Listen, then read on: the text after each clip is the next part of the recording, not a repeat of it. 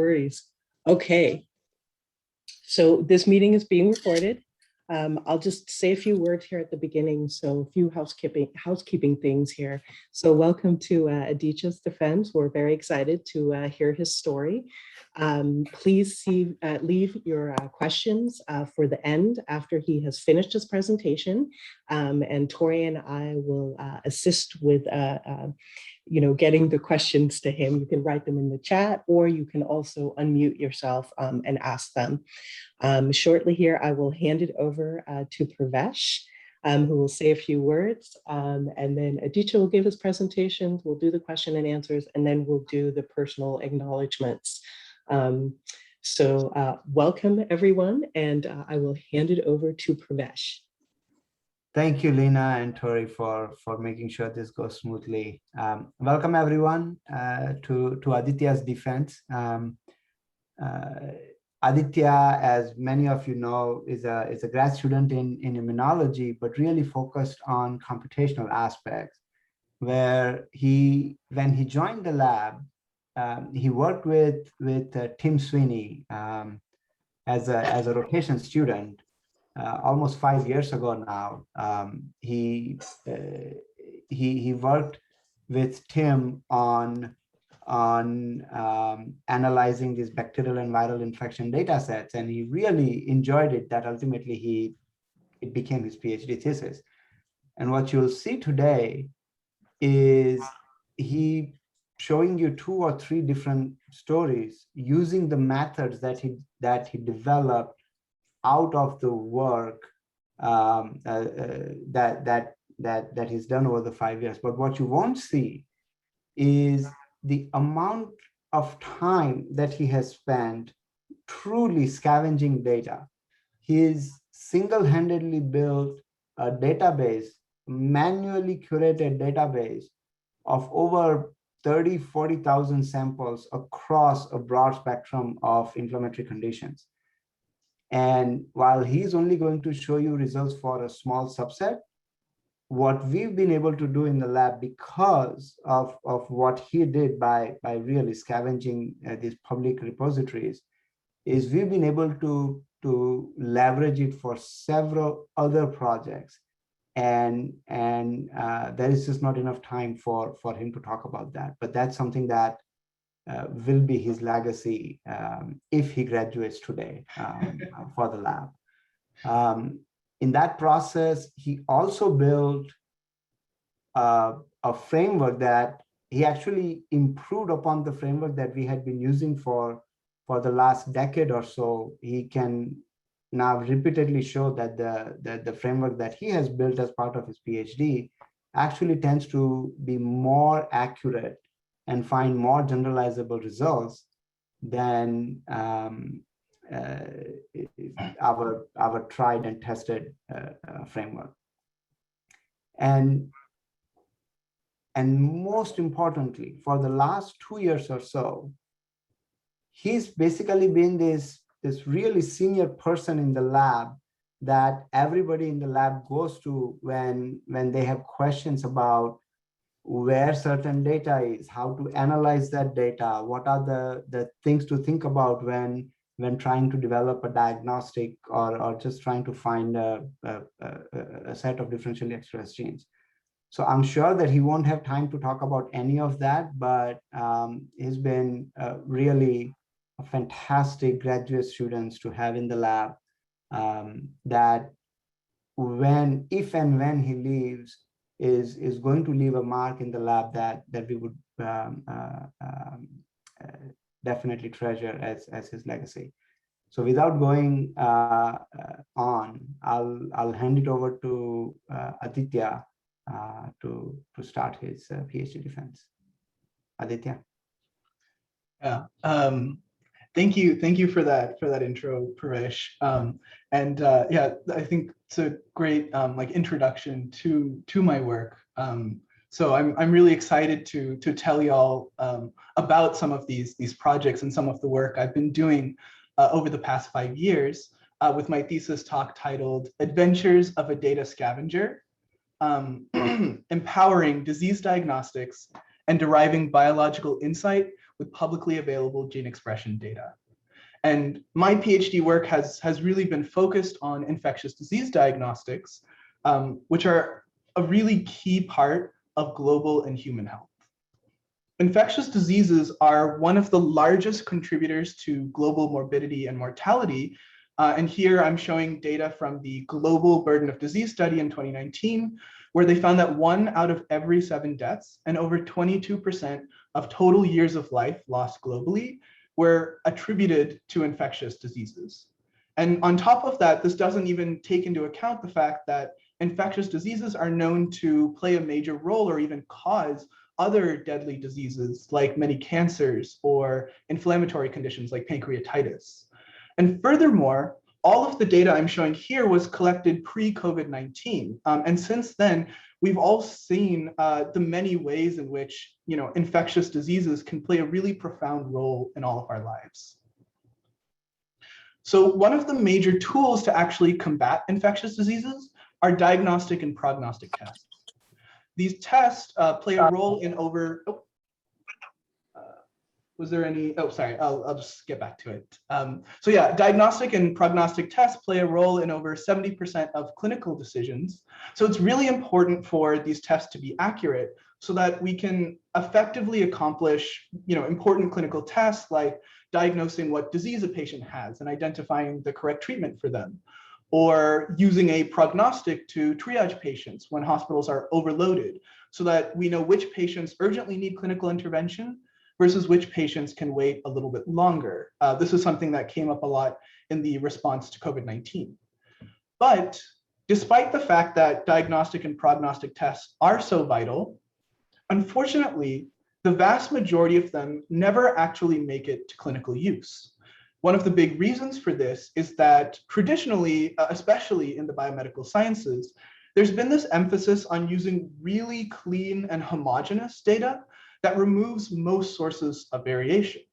But what ends up happening is that when you do this, oftentimes the results fail to generalize to new and different patient populations, and therefore the tests fail to cross this so-called valley of death between results in the lab and results in the real world. For example, a lot of tests and just a lot of results in general have historically been discovered in white European men, and we've started to find that some of these tests don't actually work when they're applied to women or children or people of different racial and ethnic backgrounds. So to address this, the approach that we have used is to leverage heterogeneity across diverse data sets and populations in order to improve generalizability and to give us a better chance of actually crossing this valley of death and making it to clinical translation and use. To find and actually study these diverse patient populations, we look to publicly available sources of data, where there are many individual biological studies that are stored and cataloged. So for a single study, it might look like what you're seeing on the screen right now, where researchers have conducted a case control study between, say, patients with some disease as the cases and maybe healthy people as the controls. And then the researchers would have collected biological samples from each person in the study. In this case, let's say they took blood samples and they would look at the expression of many genes in each of those blood samples and try to figure out which genes are expressed differently between cases and controls. But with this single study approach, you can run into the problems I outlined on the previous slide, where the genes you find aren't necessarily generalizable to different and new patient populations. This is where public data repositories come into play, because they allow us to take multiple studies that are all looking at the same disease and doing the same fundamental case versus control analysis, but which vary in clinical characteristics, like maybe the study was done in a different country, or the age range of the patients is different, or the distribution of sexes is different, so on and so forth. And this allows us to really capture the heterogeneity present across real-world clinical populations. The framework that the lab has previously, used to analyze these public data sets is called Meta Integrator. Essentially, we collect and annotate many public data sets, run some statistical analyses on them, and generate what's called a gene signature, or a set of genes that can be used for things like diagnosis or prognosis of disease.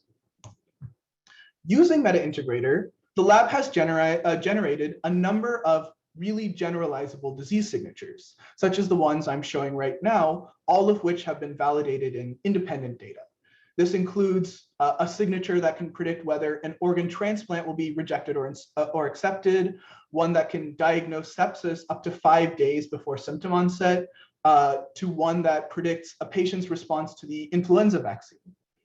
So when I joined the lab, I wanted to use the MetaIntegrator framework and this philosophy of incorporating heterogeneity to analyze biological questions that were interesting to me. But early on, we ran into a major obstacle. We found that MetaIntegrator couldn't be used in most of the situations where I wanted to apply it. And this is because MetaIntegrator calculates all its statistics within datasets, meaning that if I wanted to compare any diseases, those diseases had to be present in every dataset that I used. So just to demonstrate why this was actually causing problems, let's say I want to compare two diseases, disease A and disease B. Maybe, these two diseases have very similar symptoms, but need to be treated differently. And so I want to create a diagnostic that can differentiate between them so that we can give each patient the appropriate treatment. But what I kept finding is that there would be many data sets that looked at just disease A, many that looked at just disease B in the middle row, and there were actually very few data sets that looked at both diseases of interest. And this makes sense because it reflects the way most science is actually conducted. Most researchers are interested in a single disease, so it makes sense for their studies to just capture their disease of interest with healthy controls as the only comparison. But where this leaves us is that there simply aren't enough data sets a lot of the time that are compatible with MetaIntegrator. And so we would be unable to adequately represent real-world heterogeneity in our analyses.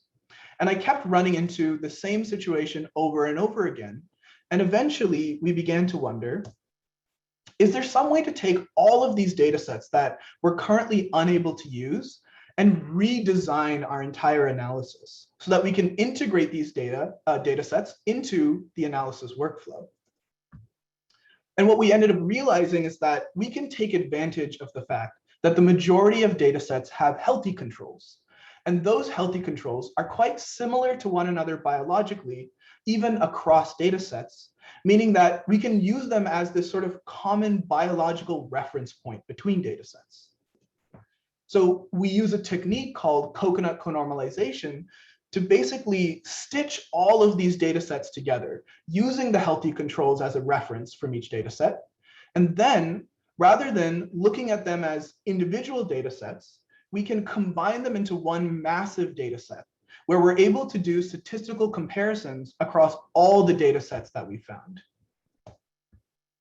So, so using Coconut, we designed a new framework called Manatee, or multi-cohort analysis of aggregated gene expression. I'm briefly going to walk you through how it works using this diagram on the left. So first, we collect, process, and annotate our data from public repositories. Then we divide that data into two groups. On the left is our training data, which is what we use to actually train or generate the gene signature. And on the right is data that we've set aside for future independent testing of the signature. We take the training data and then randomly split samples from those data sets into two further groups, which are each separately coconut conormalized. So let's say, for example, that 70% of the samples go into our discovery data and the other 30% go into what's called holdout validation. And I'll come back to the holdout validation in just a moment.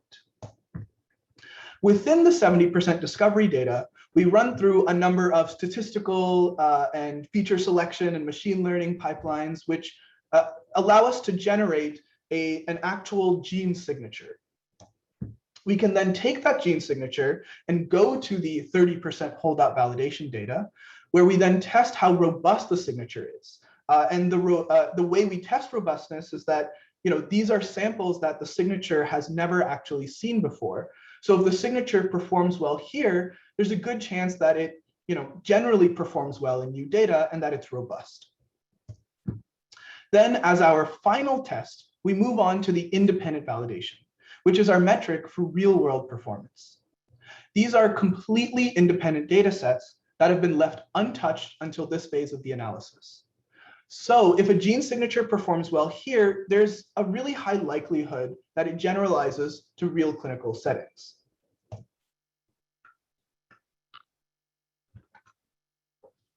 So compared to our existing framework, Manatee has some major benefits.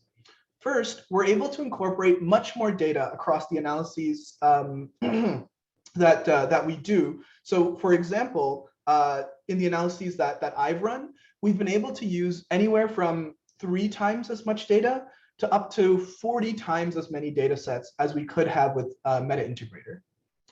Because of that, we actually incorporate a lot more heterogeneity, which should allow us to then get more generalizable results.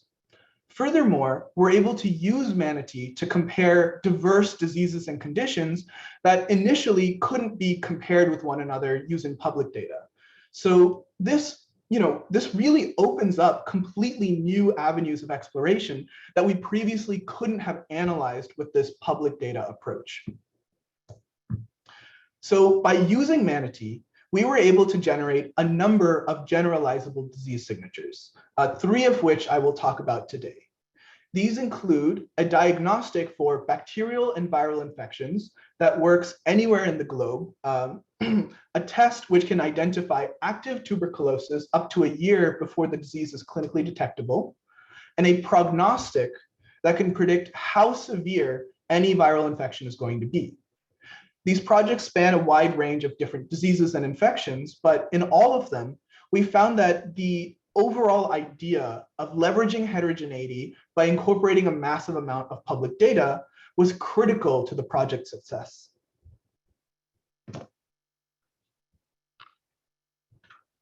So the first big challenge that we tried to tackle with Manatee was finding a gene signature that could differentiate between bacterial and viral infections. Since both types of infections have very similar symptoms and they are often confused with one another.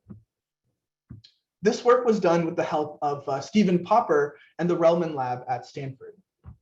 So first off, why would a signature like this be important? Well, antimicrobial resistance is becoming an increasingly dire global health issue. And one of the big contributors to this antimicrobial resistance is the inappropriate overuse of antibiotics. This is data from a site in Laos where local physicians first examined patients and decided if those patients should be given antibiotics. Then afterwards, a more comprehensive diagnosis was done and the researchers determined what the actual cause of infection was. And what you can see is that most of these patients with bacterial infections were not actually prescribed antibiotics, even though they should have been. Furthermore, many of the patients with viral infections were prescribed antibiotics, even though there's no real benefit to these patients to taking antibiotics. So a large proportion of patients are not being given the correct treatment, and many of them are needlessly taking antibiotics and contributing to antimicrobial resistance. And there are places where the situation is even more dire. So in a study done in Nepal, researchers found that over 90% of the patients who were prescribed antibiotics didn't actually need those antibiotics. So that was just needlessly contributing again to antimicrobial resistance. To combat this, the World Health Organization and the Foundation for Innovative New Diagnostics came up with a set of target diagnostic criteria that would be necessary for a new diagnostic test to address antimicrobial resistance. This was published in what's called a target product profile, where they surveyed a number of public and global health officials and established some consensus about the necessary diagnostic criteria, which they set at 90% sensitivity and 80% specificity. For anyone who's not familiar with these terms, it basically means that 90% of the people who have bacterial infections should be correctly identified, and 80% of the people who have non-bacterial infections should be correctly identified. So because this is such an important issue, a lot of work has already been done in this area, and there are many published host-based bacterial versus viral signatures.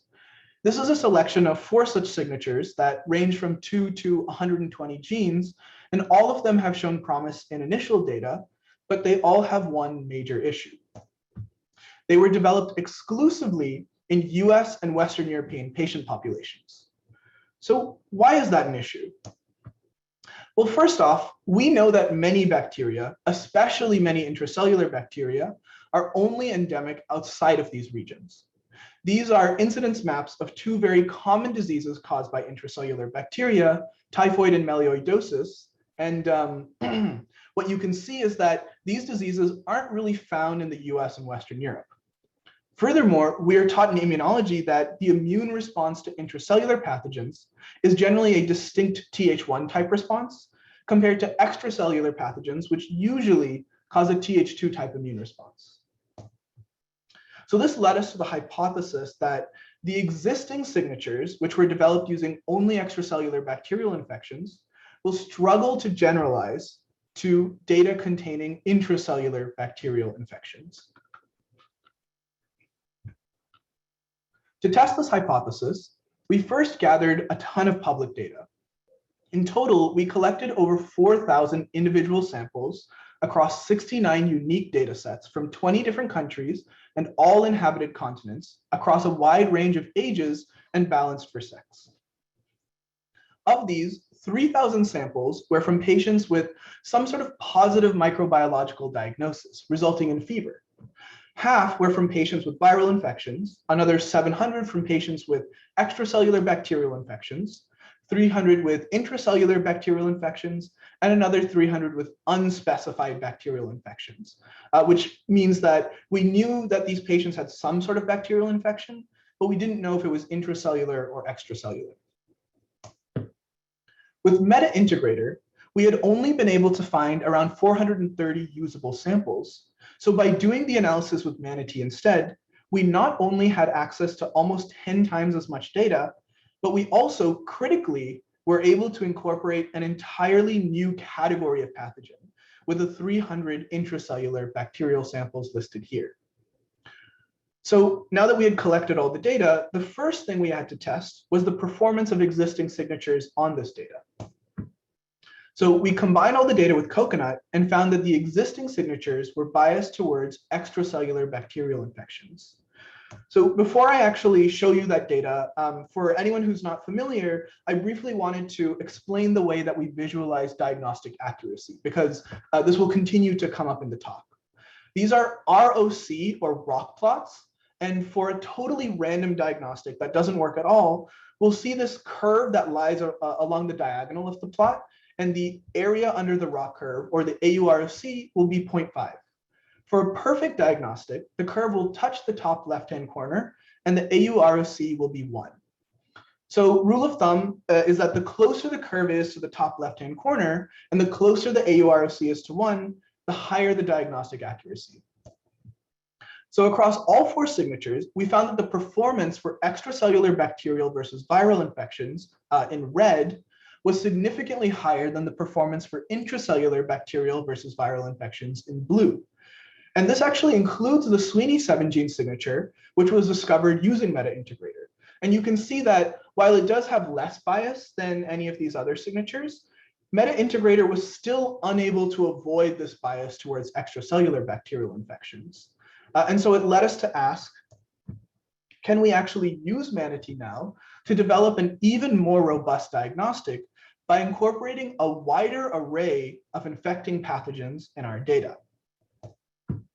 So this is where we started actually going through the Manatee framework. And this diagram is pretty similar to the diagram that I walked through earlier, with the addition of this arm on the right, the prospective enrollment and validation arm. And what that means is that after we test in our initial independent validation data, which is done in retrospective public data, we lock our signature and then test in prospective cohorts that represent the actual clinical settings where we would want the signature to be used. So I'll discuss these cohorts in more detail a few slides down the road. So we started applying the framework And after running our statistical and machine learning analyses, we identified a promising 8-gene signature.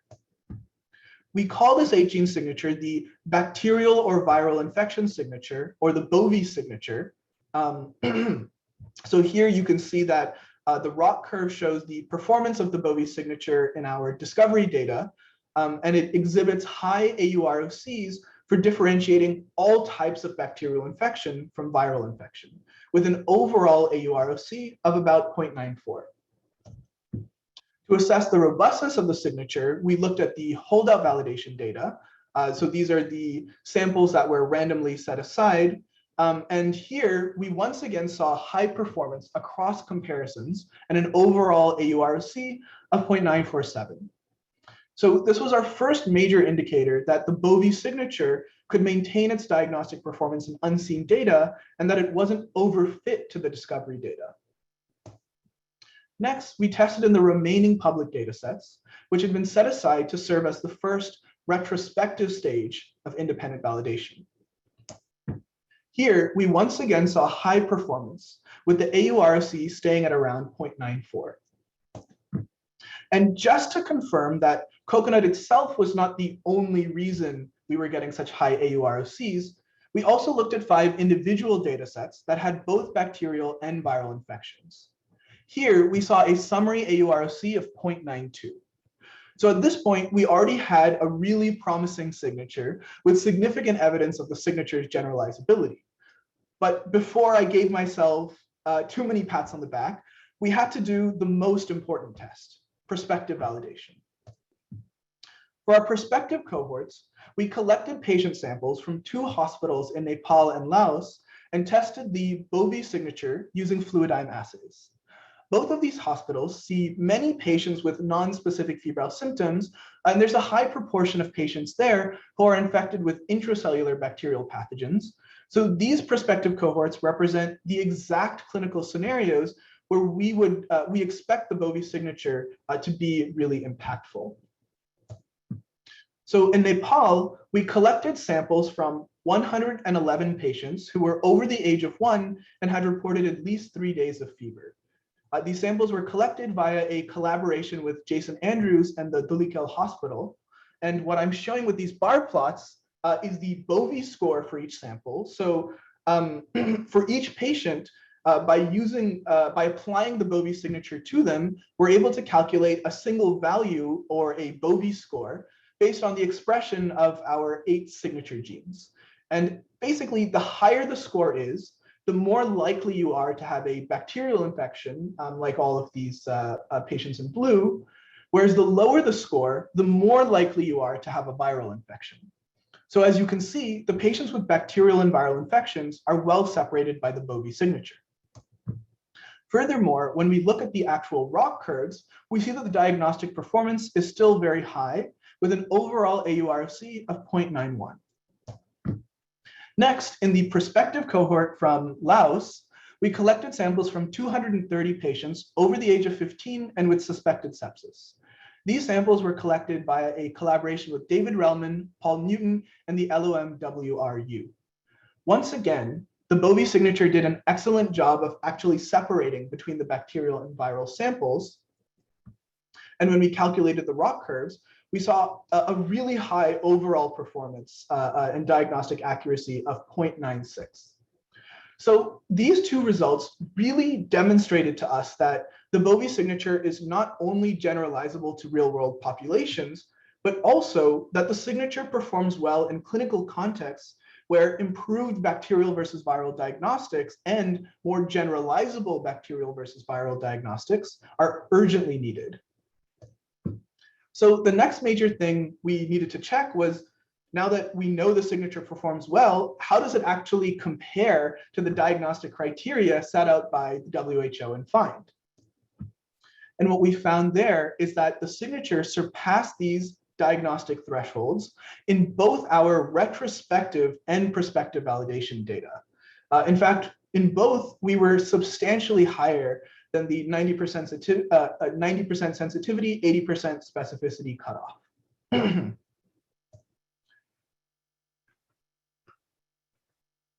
So in conclusion, we found that existing bacterial versus viral signatures, which were trained in the US and Western European patient populations, had a significant shortcoming in diagnosing intracellular bacterial infections. By using Manatee, we were able to incorporate many more studies into our analysis, and especially critically, we were able to incorporate intracellular bacterial infections into our data. This resulted in the 8-gene BOVI signature, which had an AUROC of greater than 0.91 at every stage of the analysis.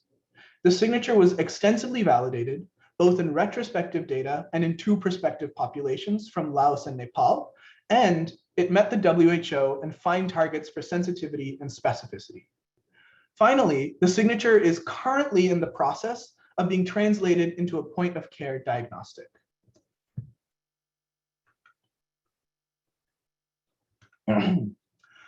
So the second project I'm going to talk about is how we found a signature that can diagnose tuberculosis up to a year before clinicians can detect it in the hospital.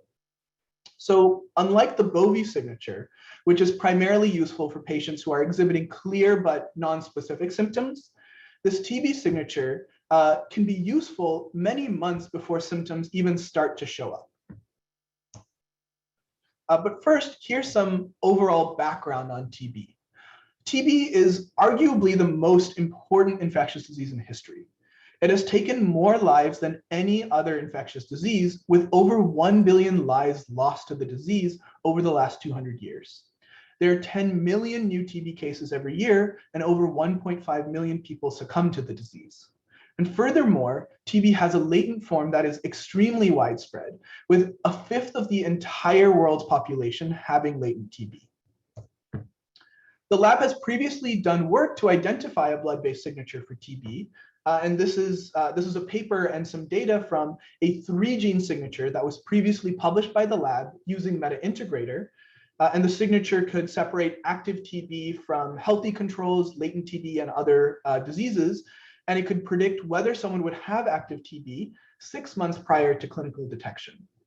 However, despite this, it fell short of some important target diagnostic criteria. So we wanted to see if using Manatee to incorporate more data and more heterogeneity into our analysis could allow us to improve upon the existing signature and to actually meet those target diagnostic criteria. For this project, we collected a total of 95 cohorts and almost 10,000 individual samples across 49 unique countries. This included healthy people, patients with active or latent TB, and patients with some other disease that could be clinically confused with TB, either through having similar symptomology or having similar radiographical evidence. Here, we were able to use almost 4 times as much data as was used to discover the previous 3-gene signature. So, using Manatee, we identified a 9-gene signature that accurately distinguished active TB from healthy controls, latent TB, and other relevant diseases. And the main thing I want to highlight here is that for all 3 comparisons, the independent validation AUROC did not significantly decrease relative to the discovery or holdout validation performance. So this is a major indication that the signature is quite robust. Next, we took the 9-gene signature and tested it in a prospective cohort of 144 patients from Brazil. This was an active screening study in a prison population, and we collected samples here via a collaboration with Jason Andrews and Julio Croda. In this cohort, we found that the 9-gene signature outperformed the existing 3-gene signature, just so you know how to read these plots, there are 3 curves here that represent patients with different concentrations or loads of TB in their body. So for patients with high or medium TB load in purple, the AUROC for the 9-gene signature increased from 0.93 to 0.95. But even more importantly, for patients with very low or negative TB load, the AUROC increased even more, from 0.67 to 0.74. So now we had shown in a prospective cohort that the 9-gene signature was better at diagnosing patients with TB But we also wanted to know how early it could diagnose or how early it could identify whether someone is going to get active TB.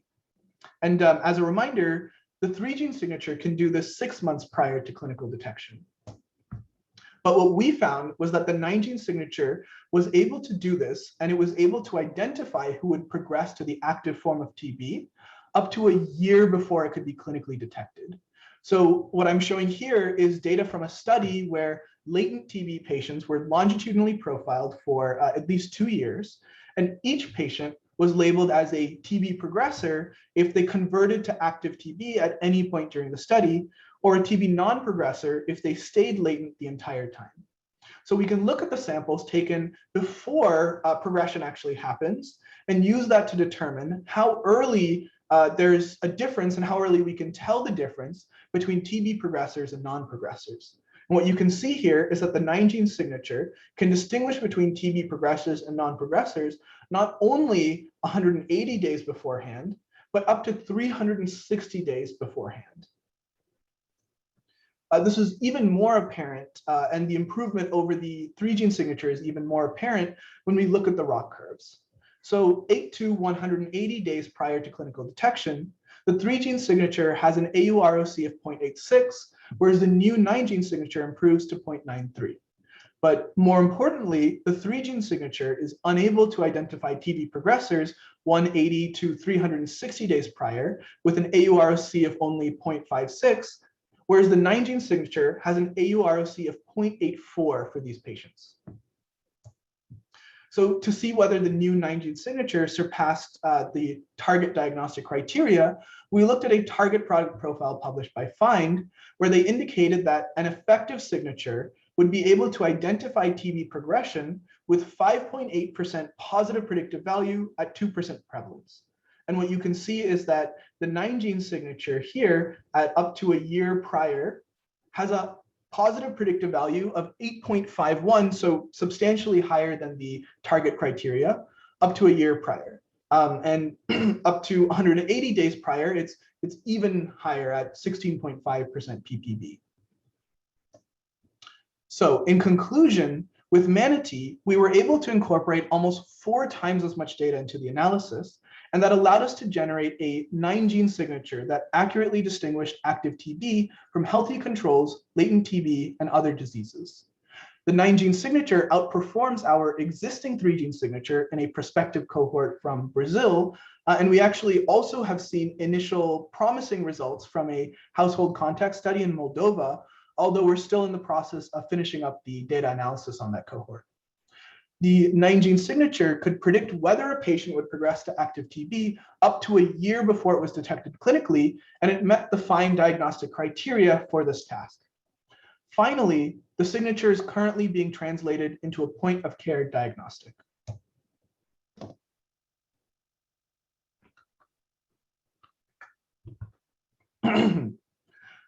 The last project I'll talk about today is one that didn't use Manatee directly, but it relied on the same overarching principle of using coconut conormalization to massively expand the scope of our analysis and to improve the generalizability of our results. Here, we identified a prognostic tool that predicts the severity of viral infection, regardless of what virus you are infected with. And before I start, I just want to mention that this was a gigantic team effort with all of these lab members on the screen right now. And I'm really going to highlight the parts of the project that I was most involved with. But if you'd like to learn more about the entirety of our analysis, then you can check out our recent immunity paper. So I'm sure I don't need to spend too much time convincing y'all that infectious outbreaks can have really major effects on our lives. But what's probably a little less obvious is that the number of infectious outbreaks has been increasing over time. On the right is a map of the outbreaks we've seen over the past 40 years, which includes 4 pandemic level outbreaks in just the last decade. So when the next pandemic happens, we can't afford to start at square one again.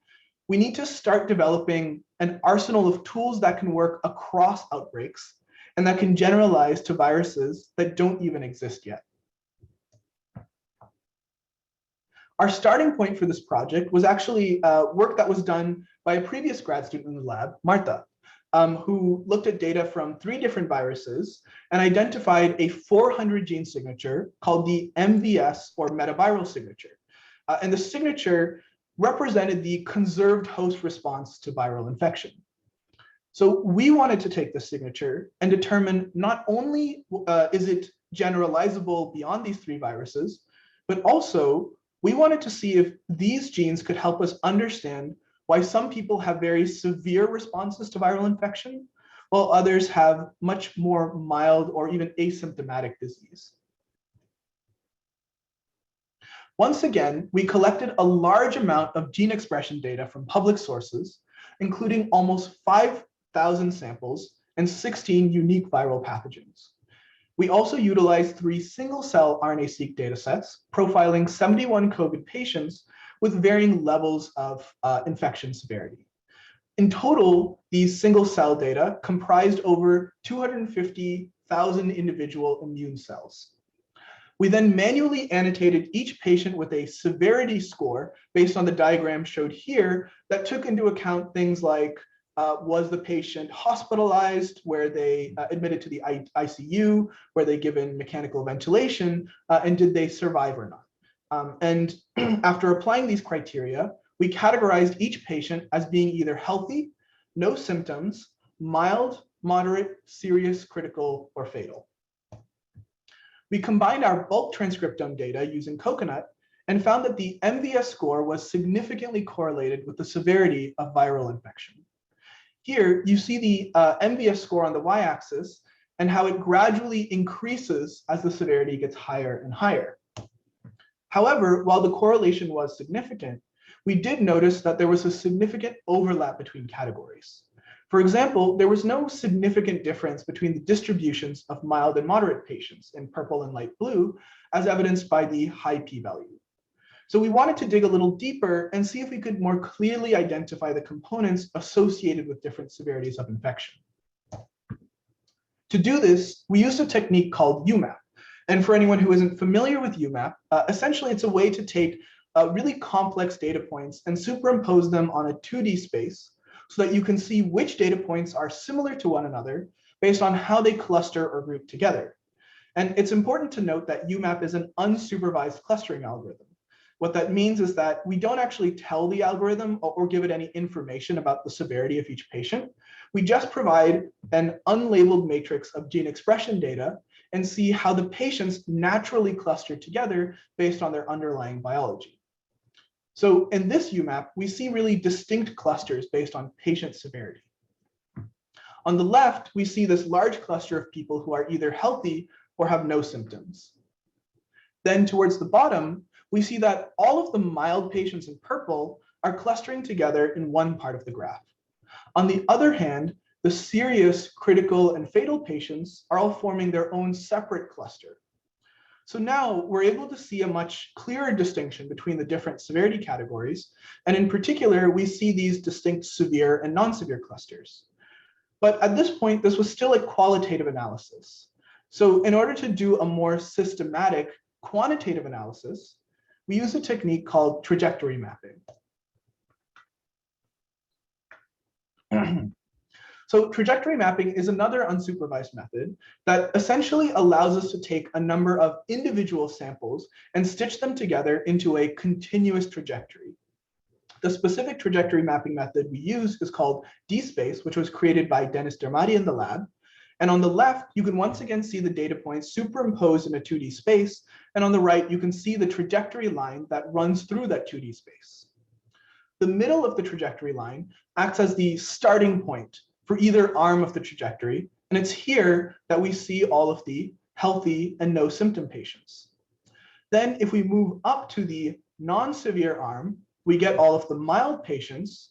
Whereas if we move down to the severe arm, we see all of the moderate, then serious, and then critical and fatal patients. So now that we had identified these clear trajectories with clear severe and non-severe arms, we were able to use this to do systematic analyses and identify many of the biological differences between these groups of patients. So this was just one example of a biological finding we uncovered. For anyone who isn't familiar with the term hematopoiesis, it means the generation of new blood cells, and specifically of hematopoietic stem cells and hematopoietic progenitors. So we found a number of hematopoiesis-related genes, such as CTSG and HMMR, that were differentially expressed between the severe and non-severe viral infection. In our bulk transcriptome data, we then looked at those genes and found that the expression of them was increased as you went to more and more severe viral infection. The same pattern was observed in an independent validation dataset of COVID-19 patients. Next, we used a technique called cellular deconvolution to identify the actual proportion of hematopoietic stem cells in each bulk transcriptome sample. Here, we found that the proportion of hematopoietic stem cells was increased in severe viral infection compared to both healthy samples and compared to patients with non-severe viral infection. Finally, we validated this finding in our single-cell RNA-seq data, where we also observed a similar increase in hematopoietic stem cells for more severe viral infections. So together, these data provide substantial evidence that increased hematopoiesis is associated with severe viral infection. So in addition to identifying individual biological findings, we also kind of systematically analyze the differential patterns of gene expression between severe and non-severe infection, and found these 4 gene modules made up of 42 unique genes. These 4 modules represent distinct components of the immune response to severe or non-severe viral infection. So we found 2 modules on the left with genes that exhibited increased expression in severe viral infection. So these genes likely represent an unhelpful or potentially detrimental response to viral infection. And on the right, we identified 2 modules with genes that were expressed highly in non-severe infection.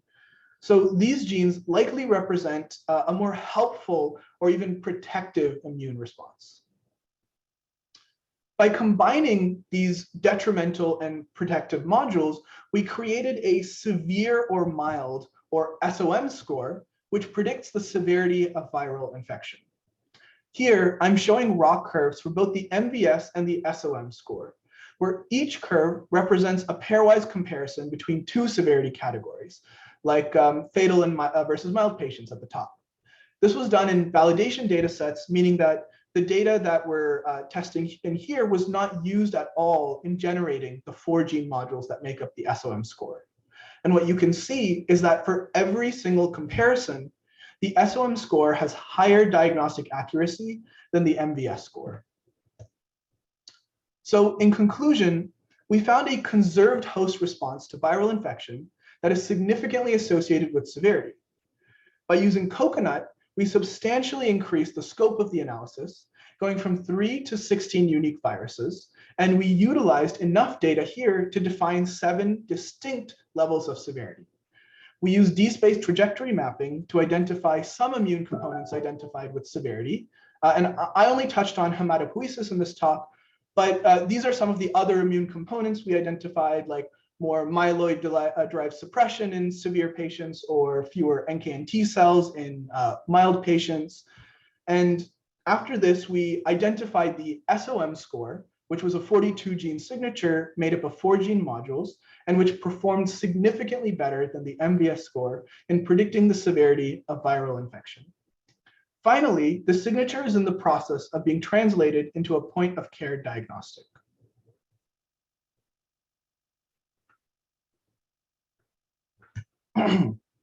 So at the conclusion of this talk, I hope I've convinced you about the power of heterogeneity, because none of these projects would have been possible without taking advantage of rich, heterogeneous sources of data. Heterogeneity has historically had a pretty bad reputation in science, and there certainly are places where it can cause issues, but I hope at the end of this talk, people can see that there are many situations where we can leverage the power of heterogeneity, especially now that we have access to so much data and to really sophisticated tools for processing and analyzing that data. And when we use data that comes from all over the world, we're capturing real human diversity. And that helps us to do real and reproducible science. So with that, I'd like to thank everyone for their time and attention, especially everyone in the Khatri Lab, both present and past members, and the numerous collaborators without whom my projects would not have been possible. I couldn't even fit everybody into the slide. I'd also like to acknowledge my thesis committee, my funding sources and the funding sources for these projects, and of course, the Stanford Immunology Program. And now I'd be happy to take any questions. Great. Thank you, Aditya. That was great. So audience, questions. You can write them in the chat too, if you would like. Hey, Aditya. I'm Brian happy to has- start off the questions, or I can go after Kelly Brian. and then Brian. Sorry. So great talk. I want to say I love the slides. I was also wondering if you could talk a little bit more about how, and you can kind of pick which signature, you know, TB or the bacterial versus viral severity, if you had a chance to see if the performance of the signature was different depending on ethnicity or sex, or when you had access to it, age distribution, you know, older versus younger adults or anything, if you would just kind of expand upon that point. Yeah, great question. Because we talk a lot about, or I talked a lot about incorporating heterogeneity in these groups of patients. But I have some slides that actually show how the signature. So this is the Bovie signature, and this shows how the signature performs across different sort of clinical characteristics and different patient populations. So here, this shows the performance of the Bovie score across, at the top, different age groups, different racial groups, people of female and male patients. And you can kind of see that here, the signature is so generalizable that it doesn't underperform in any of these groups. So we've really been able to incorporate so much data, and really, these patient populations have influenced the discovery process so much that we really see robust performance across groups. Yeah. Brian. Awesome. Wonderful talk. Really enjoyed it. Per usual, I've always enjoyed listening to your talk. So congratulations on doing this and everything. But for my question, so it seemed, at least from what I can gather, it seems like with the switch, I guess, or progression from meta integrator over to Manatee, the actual number of genes that comprise the signature are also increasing. Is that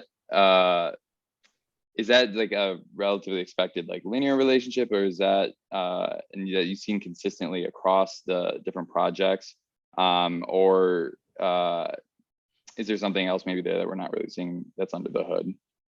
Yeah, totally. Yeah. So I would say for the most, my high level answer is that it's under the hood, but I think there's some like really interesting ways that we can, like, it's something that we have to think about a lot when we're designing these analyses, because in certain populations, like if I'm going to like a hospital in the US down the road that's really well funded, then in some ways it almost doesn't matter if my signature is like 10 genes or 120 genes. But if I'm trying to create a signature for a resource limited setting where it has to be really inexpensive and it has to work, without electricity, et cetera, then sometimes like the amount of genes is really important to how well that signature could actually be applied in relevant patient populations.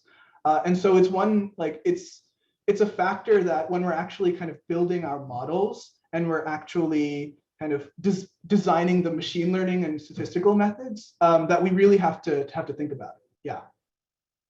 Awesome. So it's not, and correct me if I'm wrong, it's not necessarily that it has to be the more limited number. It's just something that you take in consideration if you want to be able to deploy it in the future use. Yeah, exactly. It's kind of orthogonal to Manatee versus meta integrator, but it's like a very important part of the process. Yeah. Awesome. Thanks so much. Yeah, no problem. Stephen next, and then Janedy Gorin. Sorry if I mispronounced your name. You are muted, Stephen. You'd think after a year I would have that straight. Aditya, congratulations. It was a wonderful talk. For the viral severity score, it seems like viral infections are often a race between the virus and the immune system. It's a very dynamic process. So one is just a follow-up to a previous question. If you have any information on how the score performs relative to time, prior in any context. And the other is if you have any viral load information, because I would assume a lot of these are going to end up correlated with viral load inversely or directly. But it would be really interesting if there were modules which were sort of orthogonal to viral load and represent, maybe a way of controlling immunopathogenesis. Yeah, absolutely. So yeah, we found that the MVS score and the SOM score were like highly correlated with viral load. I am searching through the slides to try and find that. Here it is. Or no, not this one. Yeah, here. So this is data where Hong from our lab was able to actually get information on the actual number of viral reads, right? So it's not exactly the same thing as viral load, right? But it's, I think, kind of getting at the same thing that your question is getting at, where we find that, across these 3 infections, that the MVS score was significantly correlated with actual viral load. Or the amount of viral reads, yeah. And sorry, could you just briefly remind me of the first part of the question? Oh, I was just wondering about time, like yes. the new score, how it performs at different time points. Yeah. So that's something that I think that's like I guess a good future step for us to look at. We have found a number of data sets where samples were taken before people actually got kind of categorized as having a poor versus a good outcome. And the SOM score seems to perform really well in those samples. But in order to do kind of a more thorough analysis, I think, we'll have to collect some more data. But I think, yeah, that would be a really exciting next step. Yeah. So I see that there are more questions, but I did want to make sure I had time to get to my personal acknowledgements before the So let's do 2 more questions and then we can go. Okay. So William Jones, that was Gennady, but I don't see him. So go ahead, William.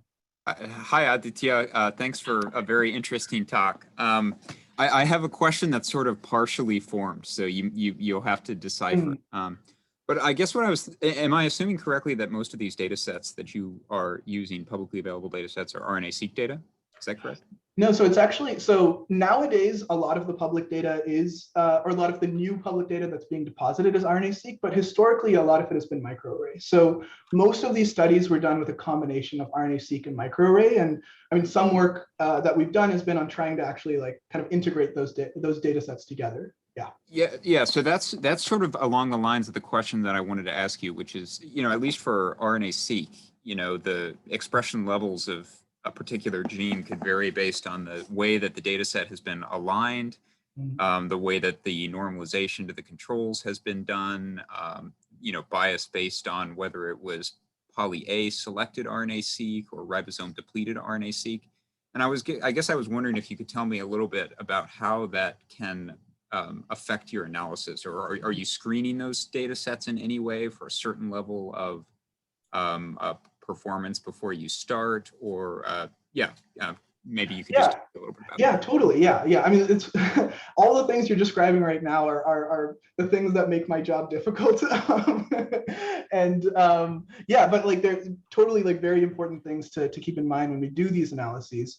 And I think my answer would be that first off, we try to, I think there's a bit of an art to it, right? Of kind of balancing, do we have enough data to overcome technical differences between data sets? If I have 500 RNA-seq data sets and tens of thousands of samples, right?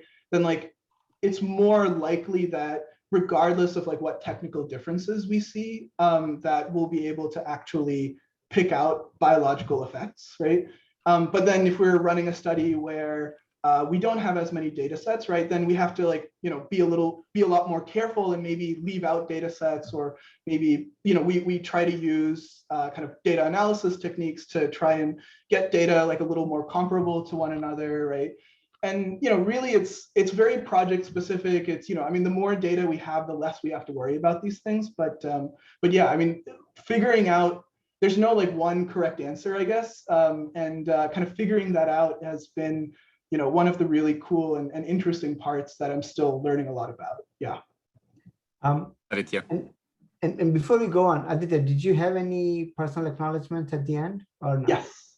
Okay. So I think in that case, we'll stop the questions here so that we run on time and give you a moment opportunity to do the acknowledgement. Yeah. Sounds good. Yeah.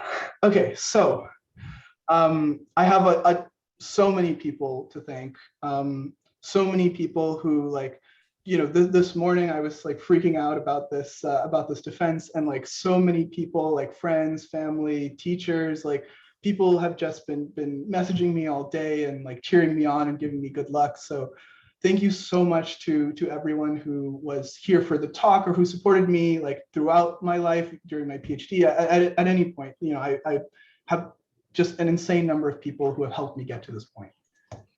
So the first, I'd really like to acknowledge the Khatri Lab, which has really been my home for the last 5 years.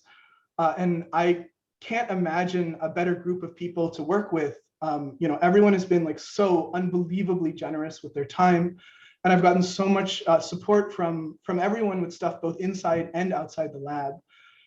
Parish has constantly pushed me to be a better scientist, and he's seen, the parts of my growth where, I have the potential to be better than I am right now. And he's been so good at really making me the scientist that I am right today, and was just so supportive during the entire journey, even though I know there were definitely parts of the journey where I was not the easiest grad student to work with. And special shout outs to Haley and Francesco, who were both incredible mentors to me when they were in the lab, to Sanjana, who like basically kept me sane throughout these last few weeks, and to Madeline and Lawrence, who went through all of these ups and downs of the PhD journey alongside me.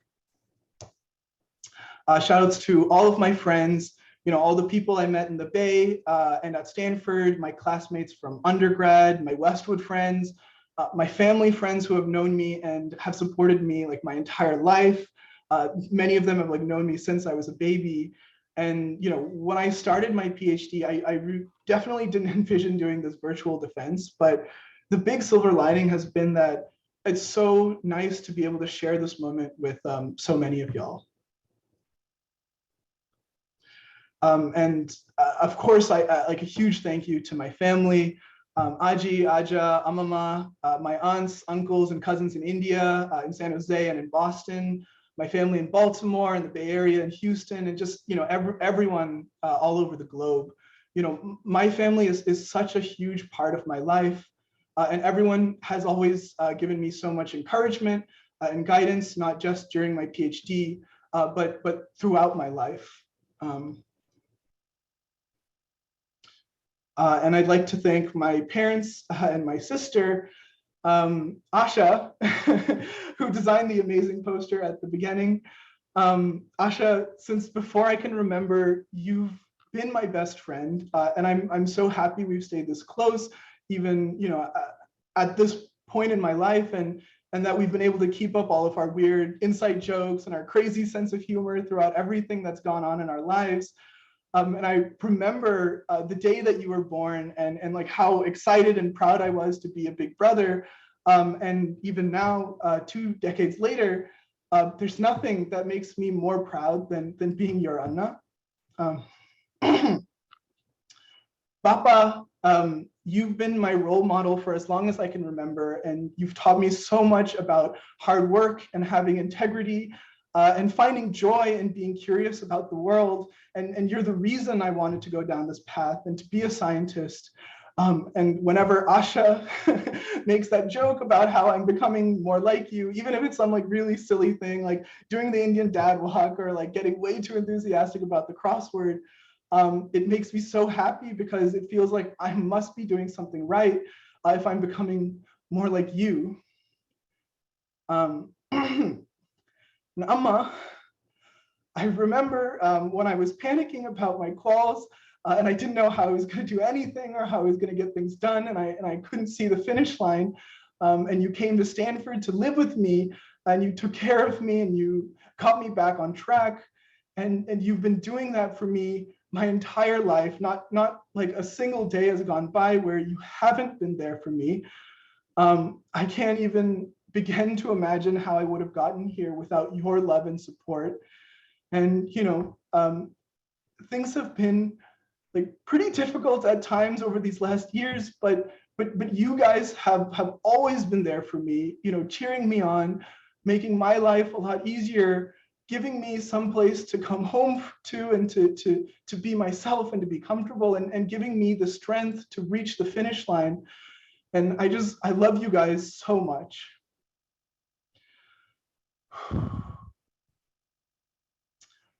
And last, but certainly not least, I'd like to thank my grandmother.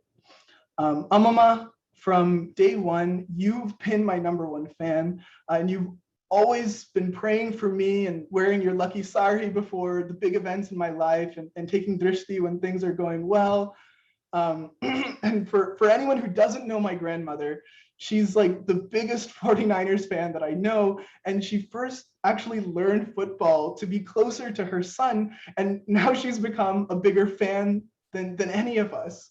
And the exact same thing ended up happening with my thesis defense, where she was the one who kept track of all the things I had to do. And I would come downstairs and she'd be like, have you done this? Have you done that? And, she like was on top of things and kept me on track. And she's really helped push me through these last few months.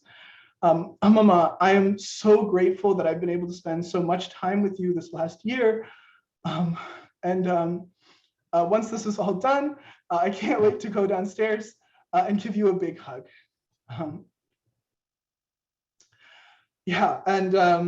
Thank you all so much. Thank you all for coming and listening.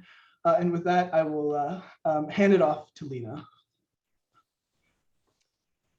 Thank you so much for that, Aditya. Those were lovely pictures, and I'm glad that you've had several family members able to join, and we'll make sure that we get you the recording too for anybody who couldn't see it, okay?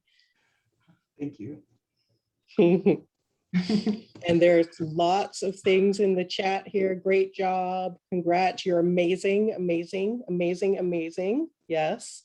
And you are fantastic. Oh, I will send you all of these things as well. Thank you so much to everybody that joined us and were part of Aditya's defense. This is, one of the best parts of my job, seeing, the culmination of all of this. So thank you so much to everyone for joining us, and to Aditya's committee. Once I close this Zoom, I will open up the closed portion and I will see you all over there. Okay? Okay. There's another link. We'll just check on this. Yes. Okay, thanks. Yes. Thanks, Lena. I can you have it? Yeah, I got it. Okay. Yeah. And Excellent. Thank you everyone Excellent. for coming. Thank you so much, everyone. We'll close this session now. Bye-bye.